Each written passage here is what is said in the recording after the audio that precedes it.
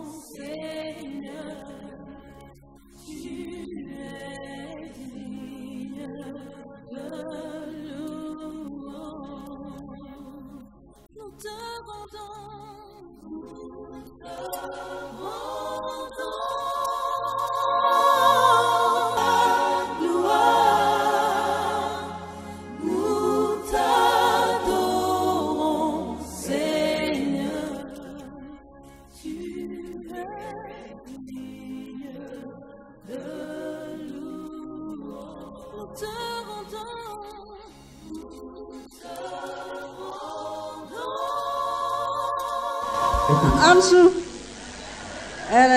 Bonsoir. Gloire à Dieu. Un programme Quand je suis venu à ce programme, je suis venu avec une opération au niveau de l'utérus où on avait tout enlevé. Tout enlevé. Écoutez. Mais sogomada ina net kunu papa e prière ke mingen sogomada ina net tara segaka go go ne ka oturisi benana uterus a benana tout est devenu normal parce que quand elle a quitté le Mali pour venir, l'utérus qu'on avait enlevé était de 32 mm 12. Il n'y avait rien. Et ici, elle a fait une première échographie. On a trouvé 31 mm. Avant-hier, elle a fait une échographie.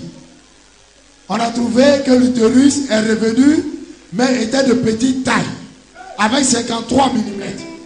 Mais ce matin, après la prière de papa, elle avait fait notre échographie. L'utérus qui était de 53 mm est passé à 89 mm. utérus. Il n'y avait pas d'utérus, mais cette fois-ci, après l'échographie ce matin, voilà ce qu'on met. Elle n'avait pas d'utérus. Elle a bien dit qu'on a tout enlevé. C'est pour ça qu'elle a pris un car depuis le Mali pour venir à ce programme spécialement. 4 jours de route de Mali jusqu'à Abidjan pour le programme du fruit des entrailles. Voici ce que Jésus a fait. Utérus vide et homogène.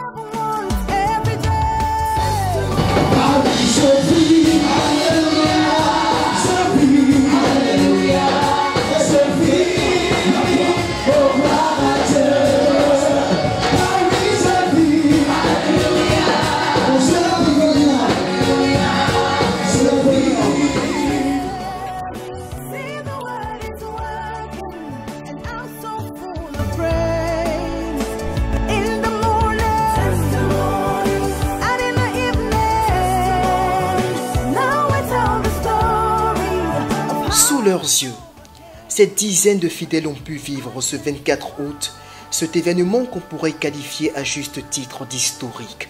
Quelle joie! Enfin, après 4 années d'attente, le quart de transport annoncé par le Seigneur par l'intermédiaire de son serviteur est enfin là. Car plus que l'acquisition d'un moyen de transport essentiel à la vitalité de l'œuvre, l'arrivée de ce car intervient comme l'accomplissement d'une prophétie annoncée par l'apôtre Jacob Tété dans le courant de l'année 2013. Pour les milliers de fidèles répandus à travers les communes du district d'Abidjan, la mise à disposition de ce véhicule de 70 places est un véritable soulagement au vu des contraintes auxquelles certains d'entre eux sont confrontés chaque dimanche ou au cours de programmes hebdomadaires. Désormais, fini les déplacements houleux qui amputaient parfois l'organisation des programmes de l'église. Lorsqu'il pose sa valise à Abidjan pour la première fois en 1999, Jacob Tété, qui n'est qu'un jeune pasteur, ne savait vraiment pas où exercer le ministère. Son zèle pour le Seigneur et son courage étaient sa seule garantie de croire en sa vision. Il fait la rencontre de son jeune frère, avec qui très rapidement, il met en place une cellule pour débuter l'œuvre de Dieu. Il est rejoint par d'autres frères qui décident de l'accompagner dans sa vision, lui permettant d'exhaler l'onction prophétique qui lui a été accordée par notre Seigneur Jésus-Christ. Une place leur est offerte dans une école d'esthétique à Alex-Iba, dans le quartier de Cocody, afin de pouvoir faire l'œuvre de Dieu. Une communauté se crée, la fraternité voit le jour, une famille se constitue. Une église vient ainsi de naître. Des miracles et des témoignages jamais entendus parcourent toute la ville. La poursuite de l'œuvre nécessite de se déporter sur un espace plus grand et approprié pour l'œuvre. Et c'est le site d'engrais 8e tranche qui est proposé et finalement choisi. Pendant plus de 12 ans, des défis de taille y seront relevés. C'est à partir de ce temple provisoire que le monde entier entendra parler du ministère de Jacob Tété, qui va éclabousser la Côte d'Ivoire à chaque organisation de programme. En fait, chaque année va constituer une étape supplémentaire dans la croissance du ministère. À Engrais, la vision va mûrir et s'étendre avec une diversification spectaculaire des différents départements de l'Église. The Rivers of Eden Ministry à House of Glory aujourd'hui, c'est tout un processus de transformation qui permet au charisme de l'homme de Dieu de trouver un moule d'expression parfaite. Les chantiers se multiplient pour propulser la vision et le besoin d'acquérir un espace définitif, propriété de l'Église pour élever un temple à la gloire de l'Éternel est porté en prière dans la ferveur. David, mon père, avait l'intention de bâtir une maison au nom de l'Éternel, le Dieu d'Israël.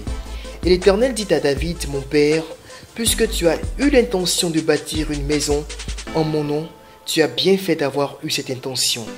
1 Roi 8, versets 17 à 18.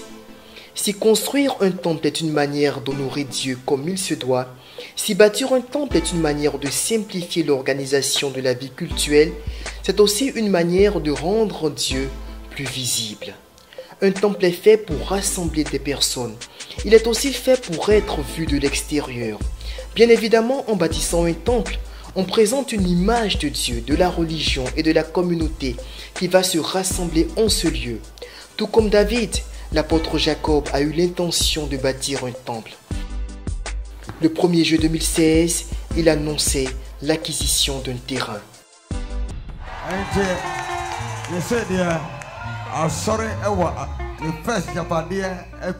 Et donc, présentement, je vous annonce que l'église House of Glory a officiellement un terrain qui porte son nom. Quel soulagement pour cet homme de Dieu et pour tout le peuple de Dieu avec lui, de savoir ce fardeau ôté de leurs épaules. Le mardi 9 août de la même année marque le début des travaux de construction. Je vous ai promis que les travaux vont commencer dans cette semaine. Et effectivement, voilà les travaux qui ont commencé.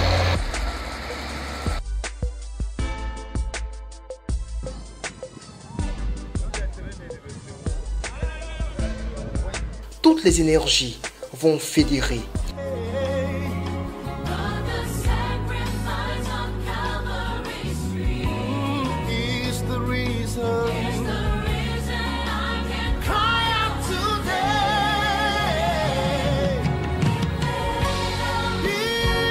Depuis les ouvriers jusqu'au corps pastoral, personne ne reste en marge des efforts inlassables consentis pour faire sortir ce joyau architectural de terre.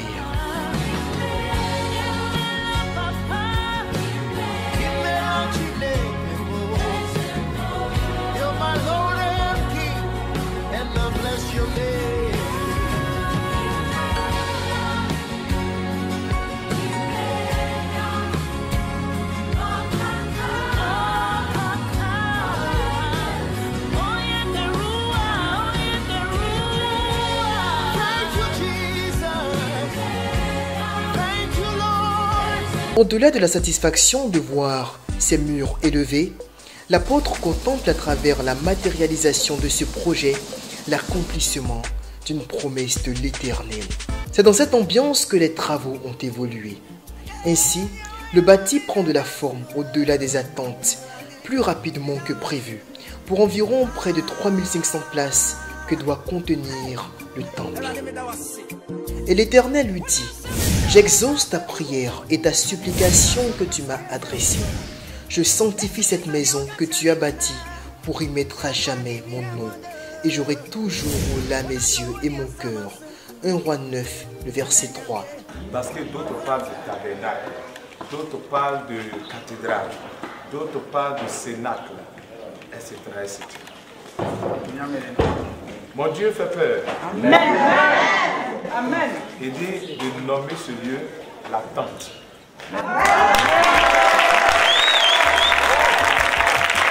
C'est aussi sous la tente que l'Éternel rencontrait Moïse dans la marche du peuple hébreu vers Canaan.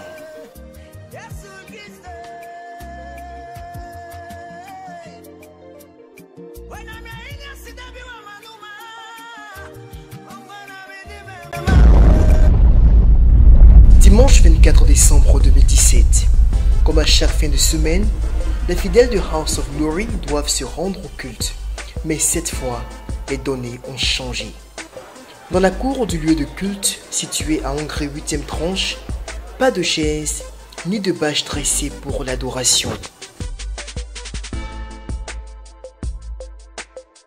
La surprise est aussi grande pour les voisins et les passants de voir des bus et le peuple de Dieu jubiler au son de la fanfare en ce matin dominical, là où d'ordinaire l'ambiance était au recueillement.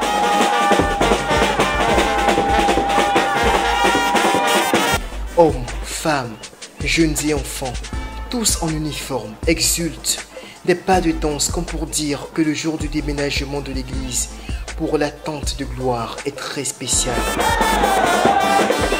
La pression monte d'un cran lorsque le signal est donné par l'apôtre de prendre place à bord des véhicules stationnés pour la circonstance.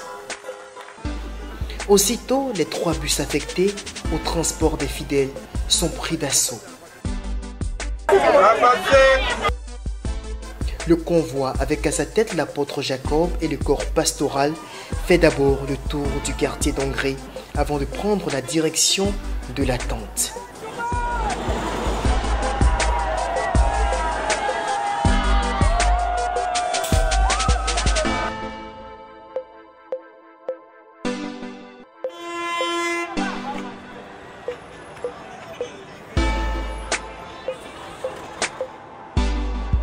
Le cortège atteint le boulevard Mitterrand et sur l'itinéraire qu'il emprunte, les cris de joie ne laissent personne indifférent.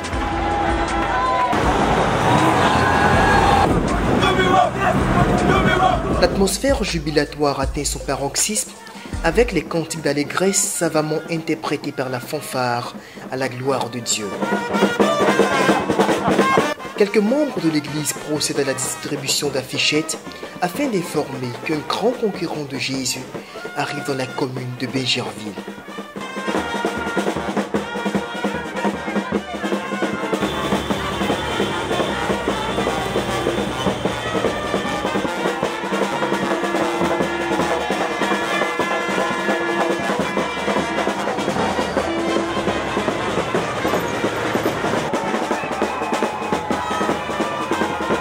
Le chrono marque 11 heures, lorsque le cortège accompagné d'une impressionnante escorte arrive à la tente de House of Glory.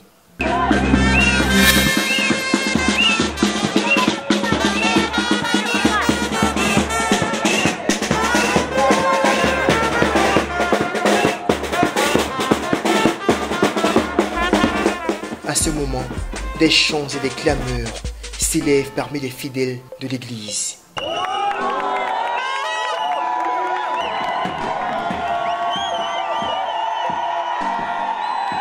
Comme pour sceller cette alliance qu'ils ont avec leur père, l'apôtre Jacob Tété. Alors l'homme de Dieu ne manque de demander la permission à son Dieu pour franchir le seuil de la tente. Et avec tout le protocole du Saint-Esprit, Permission accordée, sans hésiter, il procède à la coupure symbolique du ruban.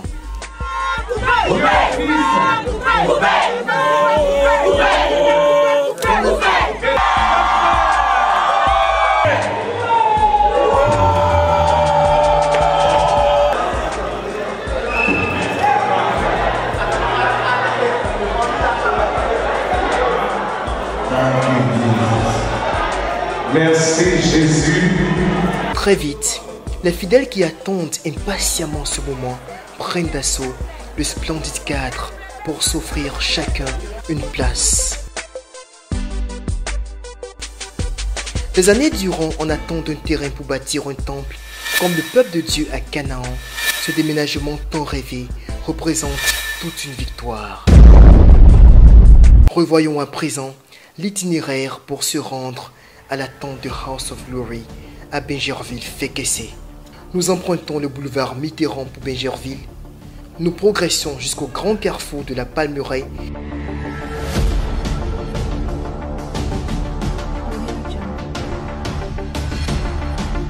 Puis le carrefour d'Aquedo.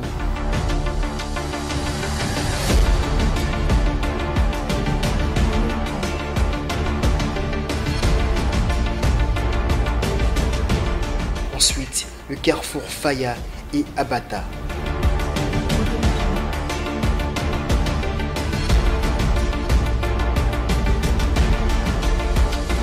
La progression nous amène au carrefour Fékessé.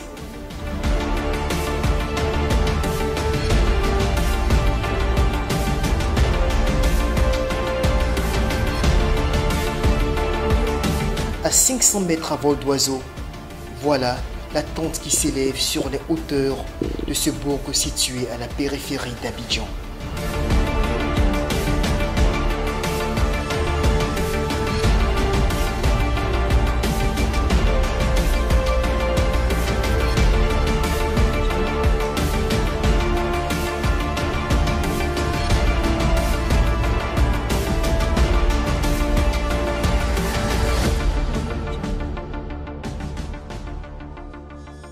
En 2017, De gros chantiers ont pu être réalisés grâce au dynamisme des ouvriers qui ont su, malgré les épreuves, se donner la main pour soutenir la vision de l'apôtre et de ses collaborateurs.